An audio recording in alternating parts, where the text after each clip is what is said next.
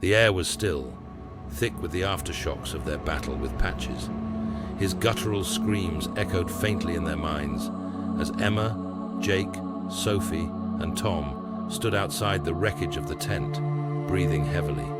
The lantern, shattered from their last desperate move, lay in pieces on the ground. Its fragments still pulsed faintly, the glow from the symbols flickering weakly, as if clinging to life.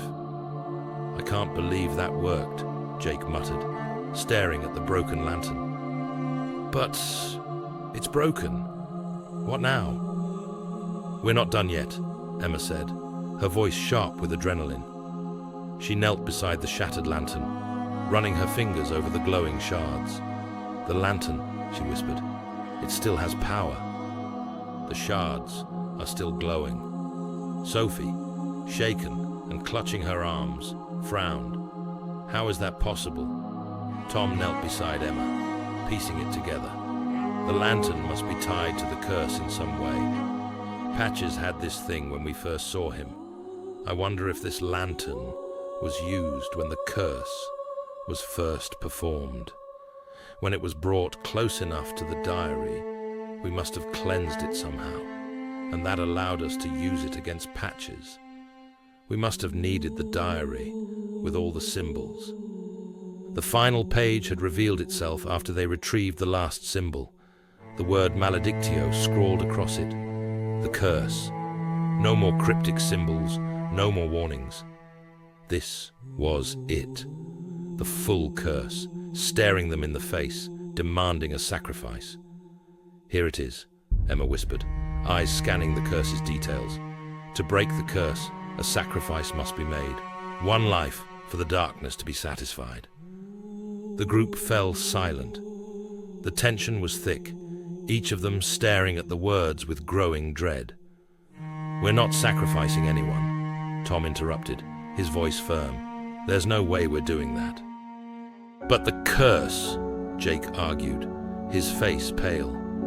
"It says a life has to be given. So what do we do?" Emma felt her pulse quicken, her mind racing for answers. The weight of the curse pressed down on them, suffocating. They had come too far, endured too much, to let it end like this. But the curse was clear. One life had to be sacrificed to free the others. Her gaze flickered back to the shards of the lantern. Patches. Suddenly, it clicked. "Wait, Patches. We don't have to sacrifice one of us. We can sacrifice him." Sophie looked up, uncertain. "How?" Emma's voice steadied as she pieced it together. "Patches is tied to the curse. His soul was corrupted by it. He's already part of the darkness. He's the sacrifice we need." Tom frowned. "But the curse says a life has to be given. How does that work with him?" Emma glanced at the glowing shards again. "I don't think Patches is really gone. He's still tied to this place, to the curse.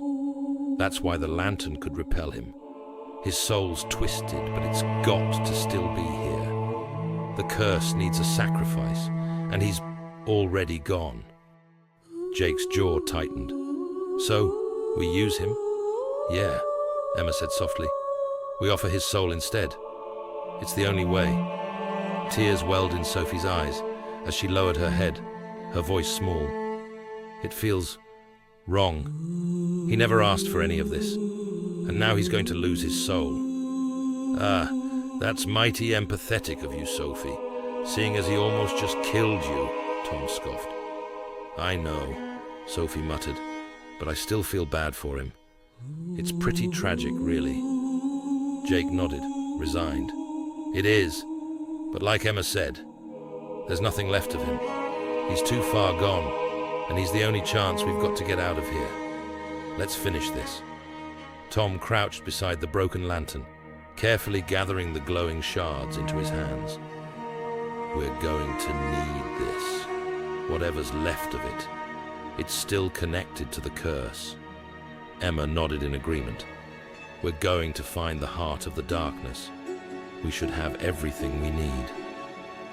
The group moved cautiously through the carnival grounds, their steps heavy with exhaustion. The once lively attractions now loomed over them, ghostly silhouettes against the black sky. They knew the heart of the curse lay somewhere deeper, beneath the surface of everything they'd seen so far. Emma's eyes scanned the area, her mind racing. It has to be somewhere hidden, something buried, where the curse is strongest. Tom, carrying the pieces of the lantern, spotted a rusted metal hatch near the base of the Ferris wheel, almost invisible beneath the tangled overgrowth. "This could be it," he said, his voice low. "It looks like a maintenance tunnel or something." Emma nodded, feeling a chill run down her spine. That makes sense. The heart of the darkness. It's beneath the Carnival, where no one would think to look.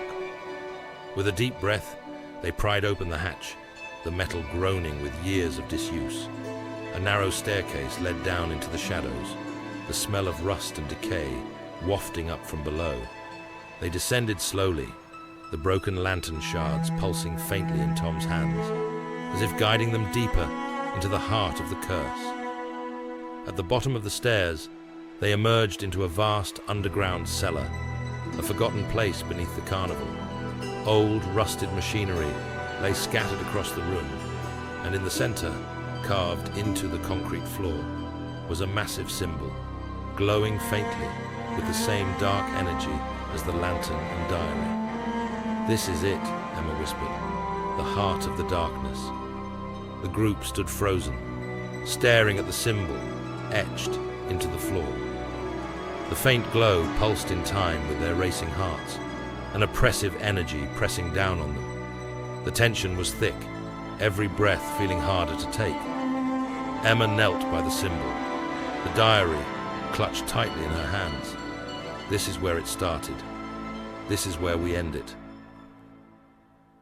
Tom set the broken shards of the lantern on the ground, arranging them carefully in a circle around the symbol.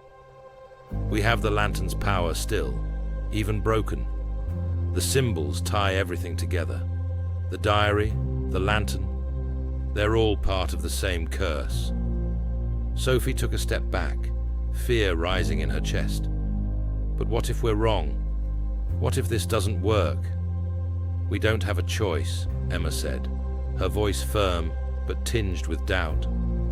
"The curse will keep growing until it consumes everything. We end it now, or it ends us." Tom glanced at the shards, his face tense. "And if we fail?" "We won't fail," Emma said, though even she wasn't entirely sure. The weight of it all hung over her like a shadow. But they had to believe this would work. It was their only shot. Emma opened the diary, the final page glowing faintly. She began to chant the words of the curse, her voice low and steady, though her heart pounded in her chest. The air around them thickened, the symbol on the floor beginning to pulse faster, as if reacting to the words. Sophie and Jake exchanged nervous glances as the darkness seemed to close in on them, the walls of the underground cellar pressing tighter. A cold wind whipped through the room, though there was no source for it. "Something's happening," Jake muttered, his eyes darting around. "I don't like this." Emma's voice grew louder as she continued the chant, her eyes locked on the symbol. The broken shards of the lantern began to glow brighter, casting eerie shadows on the walls. The energy in the room grew heavier, more suffocating, as if the darkness itself was fighting back. Suddenly, a low growl echoed through the cellar, and Patch's twisted form flickered in the corner of the room, his eyes gleaming with malice. His grotesque figure seemed to stretch toward them, the darkness swirling around him. "He's still here," Sophie whispered, her voice trembling. "He's not gone." Emma's voice faltered for a moment, doubt creeping in. "We're close. We have to be." Tom's voice was tight with fear. "What if we're making it worse?" "We're not," Emma snapped, though panic was rising in her throat. "We have to keep going." Patches lurched closer, his twisted grin widening as if he could feel their fear. The glow from the lantern shards flickered weakly, the symbol on the ground dimming as if the darkness was overtaking it. "Emma, it's not working," Jake shouted, his voice frantic. Emma's heart raced, but she forced herself to focus. "We just need more power, something to push it over the edge." Her eyes darted to the glowing shards of the lantern. "We need to use the diary and the lantern together." Without thinking, she grabbed the diary and slammed it down on the center of the glowing symbol. The moment it touched the ground, the entire room pulsed with a violent surge of energy. The lantern shards flared brightly, casting blinding light through the darkness. Patches let out an inhuman scream as the light engulfed him, his form convulsing and writhing. The darkness peeled away from him like layers of rotten skin, but his presence didn't fade. He struggled against the light, the curse fighting back with everything it had. "It's not enough!" Sophie cried out, stepping back in fear. Emma gritted her teeth, her hands gripping the diary as she chanted louder, pushing through the growing dread. "The curse, it needs a life. It needs Patches' soul."